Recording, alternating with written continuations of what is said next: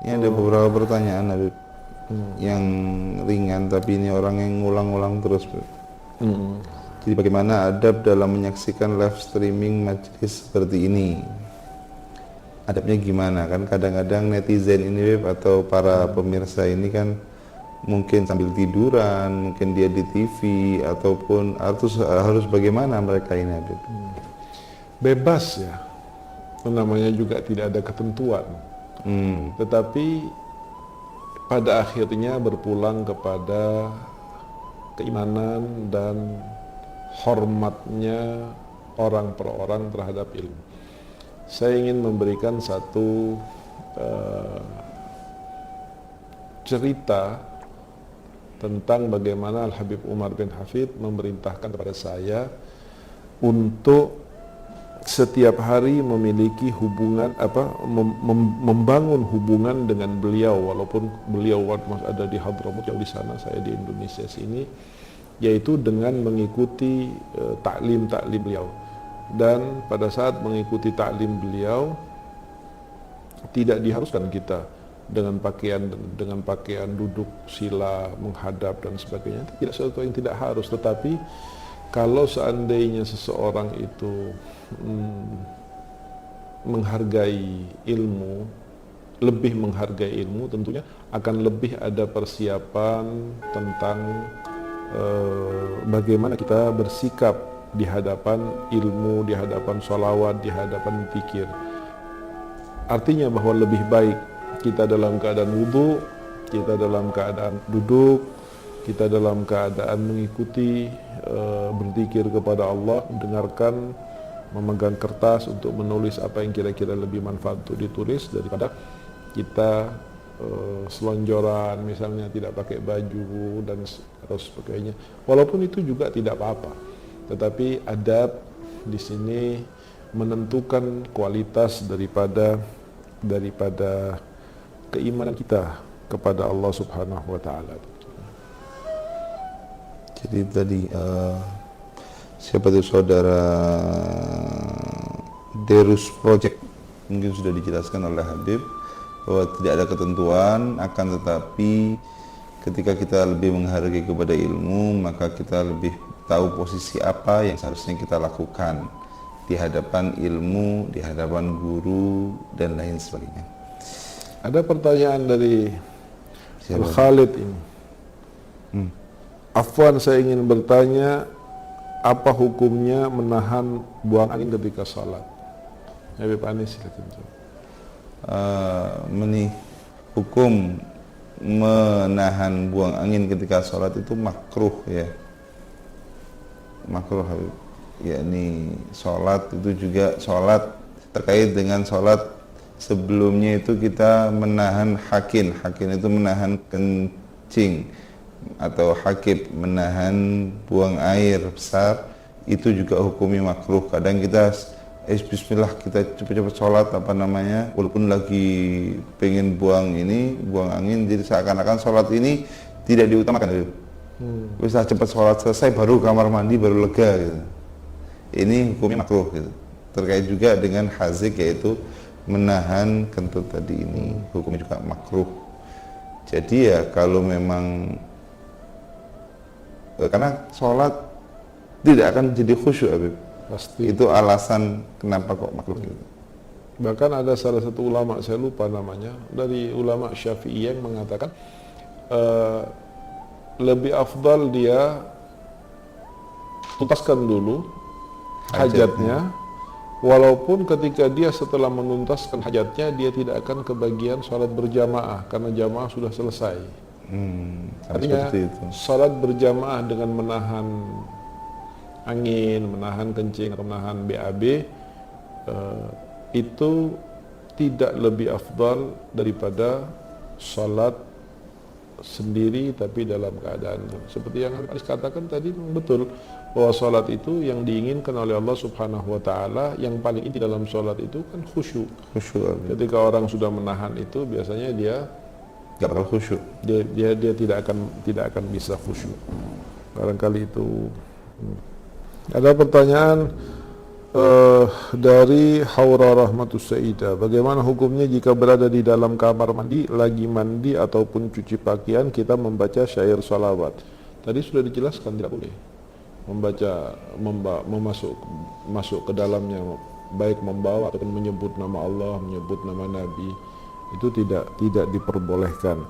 Masuk kamar mandi, tinggalkan semua hal-hal yang diagungkan oleh agama. Sedikit menambahi Habib, karena kadang-kadang orang mungkin ya Allah nggak kepingin lupa sama Allah, nggak kepingin lupa sama Nabi. Kalau misalnya dalam hati Habib, terkait juga ada yang tanya gimana hukumnya kalau dalam hati, maka kalau jawabannya itu mubah Habib. Kalau dalam hati nggak dilafatkan mubah, akan tetapi tidak saat pas keluarnya itu Habib. Kalau pas keluar itu kembali ke hukum yang pertama. Malah kalau di dalam hati ada ulama yang mengatakan sunnah.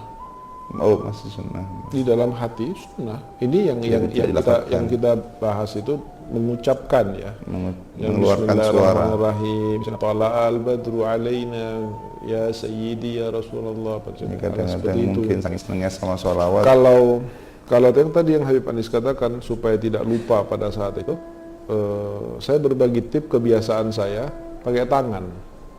Kalau sudah masuk ke kamar mandi, kita pakai tangan seperti itu.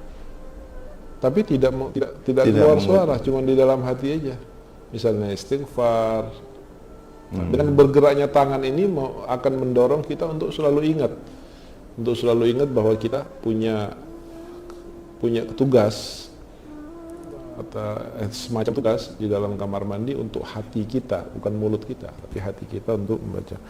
Ada satu hal yang penting terkait dengan kamar mandi. Biasanya orang yang ada di kamar mandi itu sering dilihat auratnya oleh jin atau setan. Maka Rasul SAW pernah memerintahkan, mengajarkan kepada Ummul Mukminin Sayyidatuna Aisyah radhiyallahu taala anha, jika kamu membuka pakaianmu secara umum, membuka pakaian, apakah itu di dalam kamar, apalagi di dalam kamar mandi, maka bacalah doa Bismillahilladzi la ilaha illa huwa. Bismillahilladzi la ilaha illa huwa. Dengan nama Allah yang tiada Tuhan selain Dia. Nah, ketika ada seorang yang membaca Bismillahilladzi la ilaha illa huwa, lalu dia membuka pakaiannya, maka setan itu tidak akan bisa melihatnya. Dan ini juga bisa dipakai untuk pada saat kita datang ke tempat-tempat yang angker, rumah-rumah yang lama tidak dihuni, biasanya di situ banyak makhluk-makhluk yang tinggal di sana. Kita selain membaca ayat kursi atau qul a'udzu falak dan an-nas atau muawwidzatain, baca juga Bismillahilladzi la ilaha illa huwa.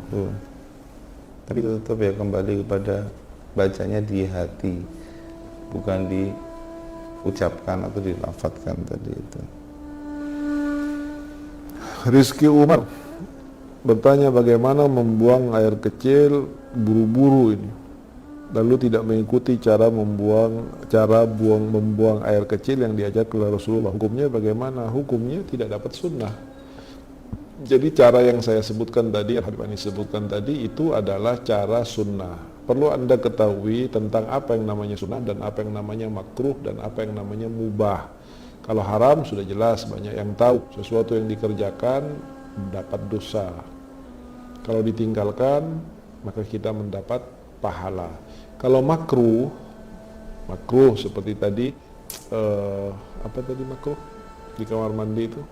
Ya. Masuk kamar mandi tidak memakai kopiah atau tutup kepala, tidak memakai sandal, mendahulukan saat masuk dengan kaki kanan, itu hukumnya makruh. Apa makruh itu? Makruh itu adalah satu perbuatan yang jika kita kerjakan kita tidak berdosa. Tetapi kalau kita tinggalkan, maka kita akan berpahala. Orang yang masuk kamar mandi tidak memakai penutup kepala, dia tidak dosa. Tapi ketika dia masuk kamar mandi, dia memakai penutup kepala, maka dia akan mendapatkan pahala. Itu kebalikan daripada sunnah. Sunnah ketika kita kerjakan, kita akan dapat pahala. Kalau kita tinggalkan, maka kita tidak berdosa. Ada Ahmad Agus N berpuasa. Pertanyaannya, pandangan fikih tentang seorang yang berpuasa lantas mimpi junub, bagaimana pandangan fikih, apakah batal? Di dalam nanti insya Allah kita akan sampai kepada tahap ini, tapi karena ini pertanyaan maka saya jawab bahwa keluarnya sperma pada saat kita berpuasa itu dengan tidak disengaja maka itu tidak membatalkan puasa, tidak membatalkan puasa asal tidak disengaja.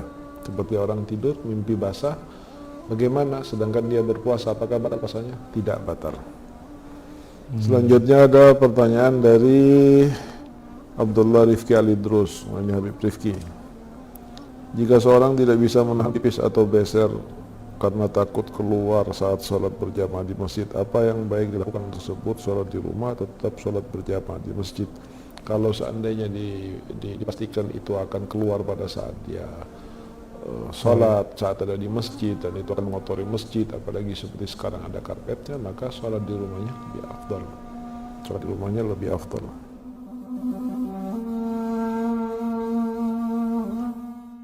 Jadi itu tergantung kepada sebetulnya, karena terompah yang ditaruh di songkok itu betul-betul sakral maknanya, nilainya betul sakral, karena orang yang memakai lambang terompah tersebut itu membayangkan bagaimana keagungan Nabi Muhammad SAW pada saat Isra dan Mi'raj, sehingga para ulama membuat syair-syair tentang mulianya terompah tersebut, dan dari dasar itulah maka dijadikan satu ketentuan yang mengikat terhadap peristiwa Isra Mi'raj itu sendiri, agar orang tidak membawanya masuk ke dalam kamar mandi, karena itu masih terkait dengan keagungan Nabi besar Muhammad SAW.